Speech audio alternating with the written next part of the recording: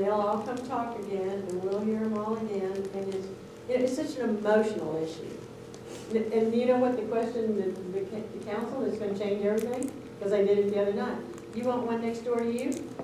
That's the question that comes up. No. Well, I have rented in Washington, a short-term rental. Yep.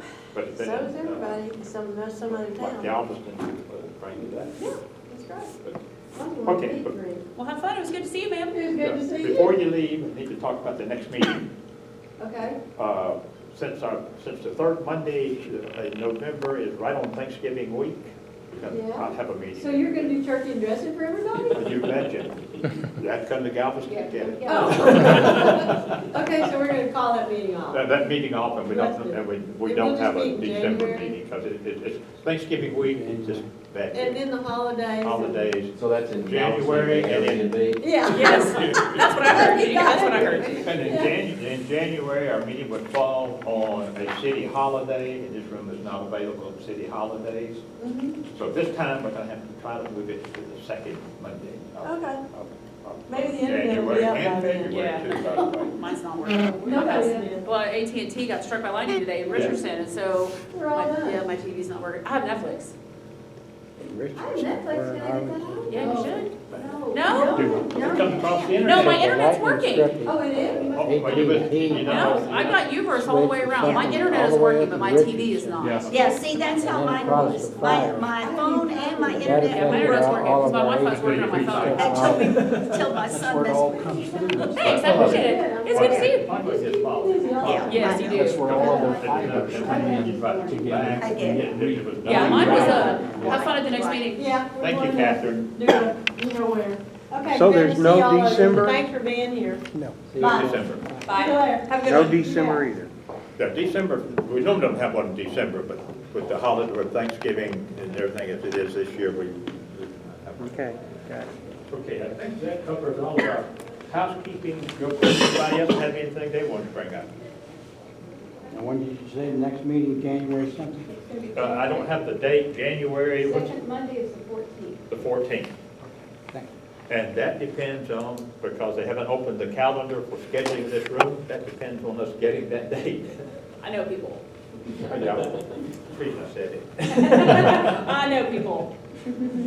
As a matter of fact, actually tomorrow, if you'll just send me an email with that date. If the system's up. Yeah, well, ours is working here. Okay. So just send me an email with that date. But I And know I'll- we're going to carry a Campbell. Fran Campbell? Yeah. She's back. She was off last week, so she's back too. Yeah. So just send her an email and just tell her that I told you to make sure we get it on the calendar for that date. Okay. Because of the city holidays on the other one. Yeah, because we don't want to have to pull somebody else straight over the door for it. Oh, we always do, because our desk normally closes at 6. I know, but the holiday has a different. Oh, schedule. yeah. So, Okay, well, tonight we're, and the timing was perfect. okay. Tonight we're privileged to have some of us new deputy chief here in the West District. Yep. And we want to have her say a few words about the West District. Just tell us about what's going on. And Carol Riddle, Yes, I didn't know what Riddle was like. Riddle, yes, like the joke. You always there like the Riddler, but it's kind of not really the same, I guess.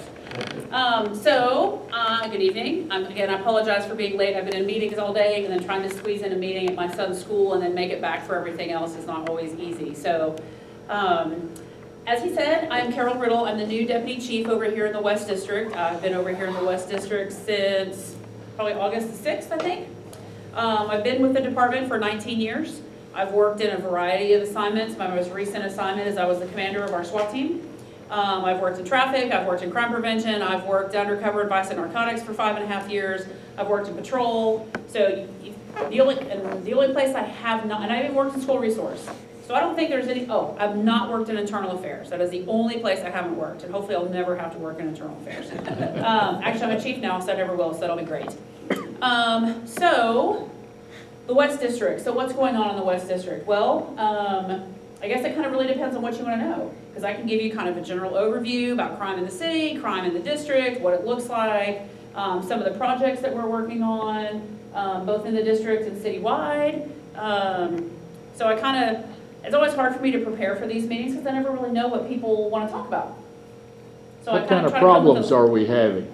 So I think really the best answer for that depends on which segment of the district you live in, right? So if you know, obviously you know where our district goes. It goes from I-30 north all the way to 287 south. It goes all the way up to Cooper Street, and it goes all the way west to the city limits. So we have a variety of neighborhoods and a variety of demographics in the West District, but we're mostly residential. So the biggest problems that we see over here is we see vehicle burglaries as it relates to crime. We see a lot of unlocked vehicles. So for example, this last month in September, 63% of our vehicle burglaries, the vehicles were unlocked. People, and out of all the offenses we had 9 firearms that were stolen out of unlocked vehicles. People just leave them in their cars. So property crime is the biggest issue we face in the West District.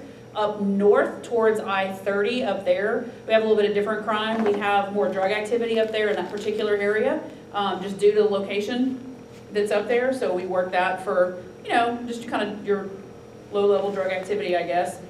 But property crime is really the biggest issue over here. We don't see a lot of residential burglaries. Very rarely do we have somebody that's had their door kicked in or something like that. It does happen, but even some of those, people are leaving their front doors unlocked when they leave for work during the day. So crime-wise, that's really the biggest issue. We try to work really closely with the neighborhoods. You know that about neighborhood integrity issues, things that are going on that are concerning the neighborhoods, whether it be high traffic or people coming through, lack of responsiveness maybe from other city departments and what we can do to bring people to the table. Just kind of things like that. But yeah, violent crime in the city overall is down. Violent crime in the West District is also way down. By violent crime, I mean mainly robberies and assaults against people. Although those are not really crimes that we can really prevent. Those are not really crimes we can really prevent. The majority of those are going to be crimes of opportunity. So our domestic assaults, we typically tend to see those trend up as we get closer to the holidays. Those aren't really ones that we can prevent. I mean, if you're going to argue with your spouse, we're not there inside your home to prevent you from arguing with your spouse. But the fact that violent crime has been down and is continuing to go down over the last several years is great for us. So, what other questions? Homeless? Our homeless population is holding steady. In the city, we do a homeless count every year, and we've had about the same number of people every year. It always amazes me to see the amount of homeless children we have in our city, or transient children that we have in our city. And so we have I don't want to say a unit because it's literally one sergeant and one officer that is dedicated to working with the homeless and trying to get them resources and trying to get them placed in either shelters where they can stay temporarily or helping them work to find housing and things like that. We see a lot of them downtown, around the Levitt and things like that. We get a lot of complaints about them down there about the homeless population down in the entertainment district as well. And believe it or not, we have a lot of people that are homeless that just like being homeless. They don't want resources. They don't want help finding housing. They just like being out on their own and not being tied down to anything and, try to stay out of our way and try not to be a nuisance. How about the projects in the West District? Okay, so the biggest project, we have several, but I think really the biggest one that we're working on currently is we're calling it Operation Freeway Safe, and it's in the West District, but it's citywide as well. And so most of you know about the road rage homicide that we had last year on eastbound I-20 down there by Matlock. And so that kicked off the first road rage enforcement where we started working on I-20, and then we would move to 360, and then we would move to 30. So we were very segmented in our approach, trying to drive it down on each individual highway. And then we turn that into Operation Freeway Safe. And it's led by our traffic unit citywide, and then the districts are responsible for the enforcement within the districts in coordination with the traffic unit. And so what we do is we target 20, and we target the part of 30 that's ours, because part of 30 belongs to the West District. And we go out and we run team enforcements, various hours of the day and night. We actually run them at night too, varying numbers of people, going out trying to target and change people's driving behavior, right? Because that's the point of traffic enforcement, is to change people's driving behavior. So we went from seeing speeds on I-20, like average speeds on I-20, up in the high 80s, lower 90s. Now we're down into the high 70s, lower 80s. So the driving behavior is changing. Now, we're not naive to think that there's still not people out there that are zooming around, that are doing 90, 100 miles an hour. We are not catching as many of them. A component of that was we drove around in unmarked vehicles as well, and we were filming aggressive driving behaviors, and we were stopping people. And then if it rose to the level where we could make an arrest for that offense, then we were arresting them for reckless driving is the offense that they were being arrested for. It's a Class B misdemeanor. So if it rose to that, we made several of those, not a whole lot. We issued a lot of speeding citations during that as well, and that's still something that's ongoing. So that's one. Another project that we have working on, and as I'm sitting here looking on some of these pictures in the back, is a couple of years ago, we started our Coach 5.0 program with all of the high schools. And so I fought to get Arlington High. I had to trade around one of the other deputy chiefs. And I say that because I graduated from Arlington High School in 1995. And so I'm a local girl, I've lived here my whole life. And so we have our Coach 5.0 program, so I'm working closely with Scott Peach. We actually went and had breakfast with the football team on Saturday morning and just kind of had a discussion, much like this, and I opened it up to the football players and I said, look, I'll answer whatever questions you guys have. I may not be able to give you all of the answers legally. If it's something that's ongoing investigation, I won't be able to answer those for you, but nothing is off the table. So we talked about what police brutality means to us as a department, to us as individuals when we hear that word. We talked about the use of excessive force. We talked about, the use of a taser versus the use of a handgun and things like that. So we have that going on. We also work with, well, now that school is in, our PAL camps don't run during the year, but during the summers we work with the youth. It's 7th and 8th graders. Actually, when I was over SRO, so it was 7th and 8th graders, and we put them through summer camps that we host and that we put the activities together and do all of those kinds of things. And then we're getting ready to kick off Santa Cops, which of course is a citywide opportunity that we have all the way across the city, where the schools and AISD identify students that they know are going to be in need of Christmas gifts and clothes and just food and things like that. And so we bring in all of the donations, and then we have big parties, and then we farm all of that out to all of the students that are identified by their respective schools. So, and then now it's up to me, since I've been here and I'm kind of getting settled in, to figure out what other projects am I going to kick off. So Arlington High, the football team, wants to pair up with us, and we want to go out and they want to find some community service opportunities. They want to see if we can find some houses that need fences to be repaired, houses that need to be painted, things like that, that we can go out on a Saturday and take the whole football team and 6 or 7 of us and some tools and get to work. So that's what I'm really getting ready to start looking for, is what kind of community service things we can go out with the football team and do with them and get it going. So the West District, I don't want to say it out loud because it's going to jinx me. I know that it will. But historically, the West District, we're busy in the sense that we have a lot of residential structures. We are predominantly residential in the West District. So we're busy in the sense that we have a lot of people in our district, but we don't have a lot of the calls that the other districts do.